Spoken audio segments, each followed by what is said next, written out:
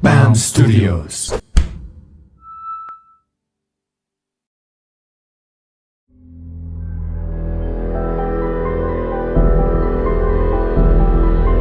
The Gypsy Smile. Billy Simmons was the most annoying kid in town. Nobody liked him because he enjoyed insulting the elder, being mean to little animals, and stealing food from the farmers. The kid was trouble, but nobody corrected him, as they knew his mother was very important to the king of the land. Poor woman, cursed with a demon child, they whispered every Sunday as they walked to the morning mass. One day, Billy was being obnoxious to his mother, to the point that she couldn't take it anymore, so she yelled at him. "If you don't behave and say you're sorry, I will tell the cursed gypsy man to do something so terrible that you will be sorry." But it was only a promise of empty words to the boy, as he knew that his mother would never do such a thing. So Billy kept being the demon child he had always been, and didn't care for what his poor mother had told him. That night, Billy escaped from his house to throw some stones at the lake to scare some sleeping ducks. But a dense mist took over the front gate of the town's walls, and there was a painful silence for a couple of minutes. Billy wanted to run away, but he couldn't. His legs wouldn't obey him. From inside the mist, the sound of footsteps became clear.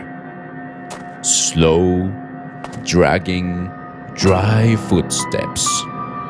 One at a time. The steps would sound closer as the mist disappeared, and a dark figure took form. It was a tall, handsome man, with brown, greasy, well-combed hair that hid part of his eyebrows, and gave his eyes a disturbing shadow. His eyes, or what one could see of them from behind the shadow, were dark, hazy pupils that seemed to stare blankly into nowhere. The stranger had clothes of that from a fairy tale, as he was wearing a fine silk shirt with golden decorations, and on his left shoulder the skin of a hairy animal. He was wearing a one-strap bag that seemed quite heavy. His boots had the same detailed textured drawings from his shirt, but were dusty from all the walking. But the strangest thing about him were his face tattoos that he carried with a proud smile. Not many people had tattoos like those, and lesser people had their entire face tattooed like that. Are you the gypsy man?" Billy stuttered. There was no answer. "Please, sir, I promise I will behave," the boy cried. "Just let me go." The man kept coming closer. Billy tried his hardest to move his legs. He wanted to run away, but it was as if his legs weren't his anymore.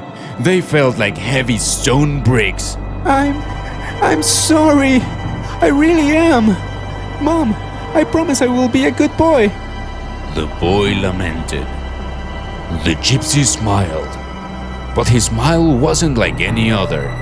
It didn't stop where it should, but it kept growing, as if it wasn't a human mouth anymore. Sharp teeth shined in the moonlight. "Please, sir, I will do anything. Just let me go to my mother. I promise I'll be a good boy," Billy cried.